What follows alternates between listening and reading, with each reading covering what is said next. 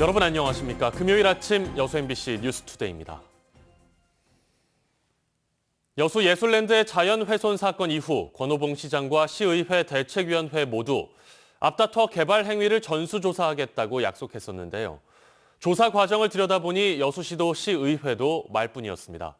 전수조사는커녕 10건 중에 2건 안팎을 확인한 데 그친 것으로 드러났습니다. 강서영 기자의 보도입니다. 예술랜드의 불법 자연훼손을 계기로 여수시와 시의회가 난개발 전수조사를 언급한 건 지난해 말. 돌산 난개발의 실태 파악과 향후 개발 행위에 대한 전수조사, 면밀한 조사를 통하여 시민들의 우려를 감안하여 시에서는 개발 과정의 불법 행위에 대한 전수조사를 하고 있습니다. 3달여가 지난 지금 의회는 난개발 조사위를 꾸려 조사에 착수했지만 전수조사는 무산된 것으로 드러났습니다. 여수 전체가 아닌 돌산 지역에 한정하는데 그것도 전체 허가수의 18%인 52건만 선정해 조사한다는 겁니다. 조사위원장은 전수조사는 물리적으로 어렵다며 여수시의 조사 결과를 참고해 결과보고서를 보완할 계획이라고 해명했습니다. 돌산 지역의 전반적인 조사 활동을 전수조사를 통하는 것이 핑계 같습니다만 물리적으로 힘들었다. 하지만 여수시도 시장의 브리핑 내용과 달리 전체 허가 건수 중 23%인 278건만 선별해 조사했을 뿐 전수조사는 하지 않은 것으로 드러났습니다. 전수조사를 언급한 여수시와 의회 모두 이를 책임지고 이행하지 않은 겁니다. 시민사회는 조사에 대한 신뢰는 전수조사에서 나온다며 시민에게 한 말을 지키지 않은 여수시와 의회를 강도 높게 비판했습니다. 전수조사를 안 해버리고 핀셋 조사를 해버리면 조사하지 않은 그러한 시설과 조사한 시설 간의 형평성의 문제가 되어져서 조사 결과의 신뢰를 잃게 됩니다. 의회와 여수시가 주창했던 전수조사가 결국 말뿐이었다는 지적이 제기되는 가운데 일각에선 제대로 된 난개발 대책이 나올 수 있느냐는 우려도 나오고 있습니다. MBC 뉴스 강서영입니다. 최근 여수 지역 국회의원 2명이 여러 가지 지역의 현안을 두고 서로 다른 목소리를 내고 있습니다. 시 별관 청사 신축 여부와 여수세계박람회장의 공영개발 방법 등 굵직한 사안마다 양측의 시각이 완전히 엇갈리고 있습니다. 김종수 기자의 보도입니다. 우선 두 의원들의 의견이 가장 뚜렷하게 엇갈리는 쟁점은 여수시 청사 통합 여부.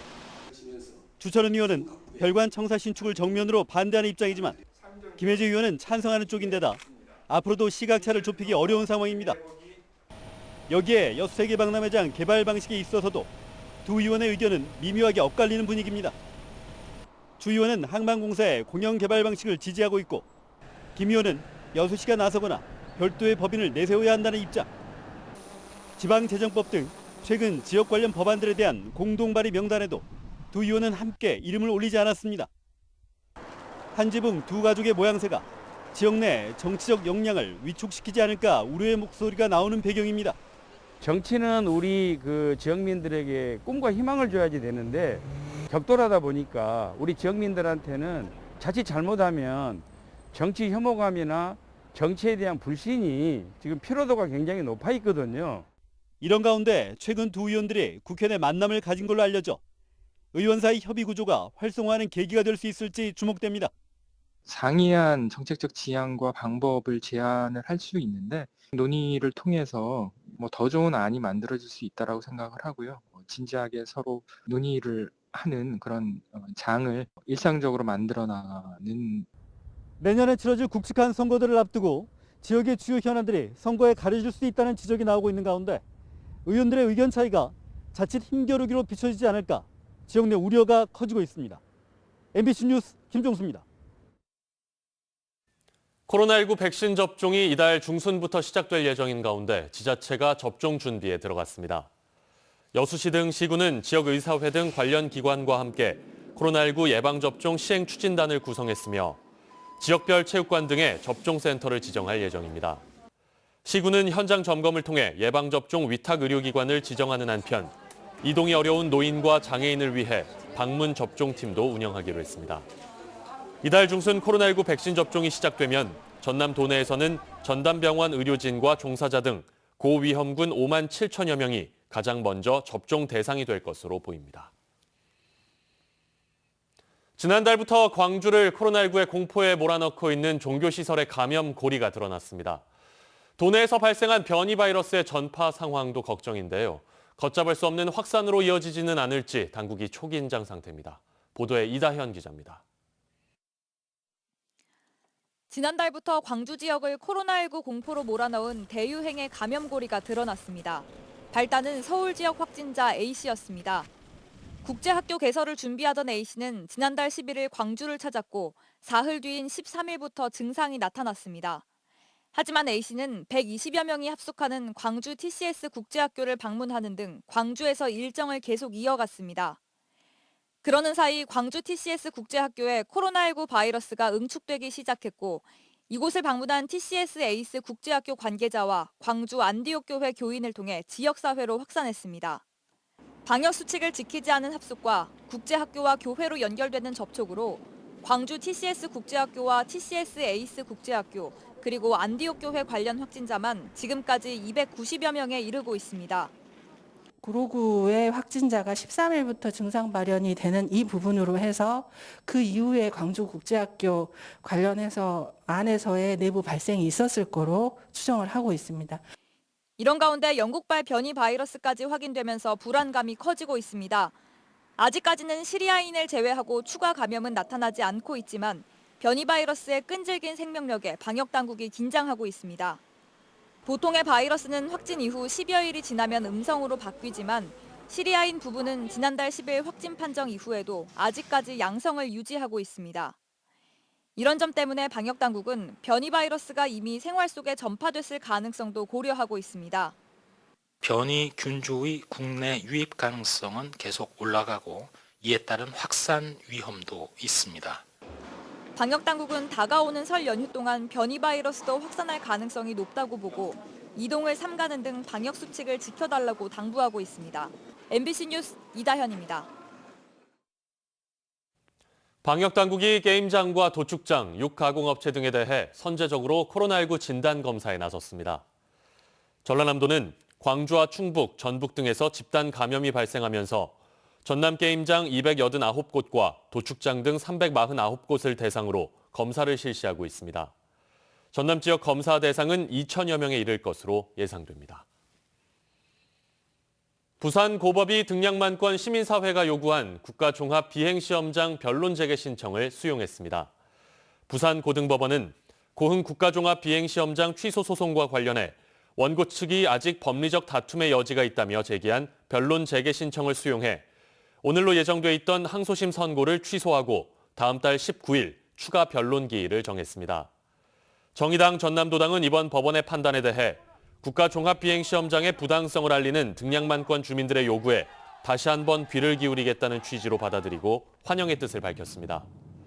한편 부산지법 제1행정부는 지난해 6월 국가종합비행시험장 취소를 요구하는 지역 시민사회의 청구에 대해 기각 판결을 내린 바 있습니다. 현직 경찰 간부가 사건 관계인과 부적절한 만남을 가진 사실이 드러나 경찰이 감찰에 들어갔습니다. 전남경찰청은 지난달 25일 광양의 한 음식점에서 광양경찰서 수사과장 A경정이 포스코 광양제철소와 협력사 임직원들과 술자리를 가진 사실을 확인하고 감찰에 착수했다고 밝혔습니다. A씨는 지난해 11월 발생한 광양제철소 폭발 사고 수사를 담당했고 식사 비용은 광양제철소 협력사 측이 지불한 것으로 알려졌습니다. 광양과 여수 지역 일부 고등학교가 방과 후 학교를 허술하게 운영하다가 감사에 적발됐습니다. 전남도 교육청의 감사 결과 전남예술고는 최근 3년간 학교 운영위원 자문 없이 방과 후 학교 프로그램 운영비를 임의로 징수하고 프로그램 담당 강사의 수당 156만 원을 부당하게 지급한 것으로 드러났습니다. 여수중앙여고도 학교 내부 결제 절차 없이 프로그램 내부 강사를 임의로 배정하는 등 주먹국으로 방과 후 학교를 운영해 주의 조치를 받았습니다. 이번 설 연휴 기간 도서 지역을 운항하는 여객선은 정원의 50%만 탑승할 수 있습니다. 여수지방해양수산청은 오는 10일부터 닷새 동안 여수와 고흥 지역 14개 항로를 운항하는 여객선의 선내 밀집도를 낮추기 위해 전체 정원의 절반까지만 태우도록 각 선사에 전달했습니다. 해양수산청은 이번 연휴 기간 19,000여 명이 여객선을 이용할 것으로 보고 예비선 한 척 등 15척을 투입해 수송 능력을 평소보다 17% 확대할 계획이라고 밝혔습니다.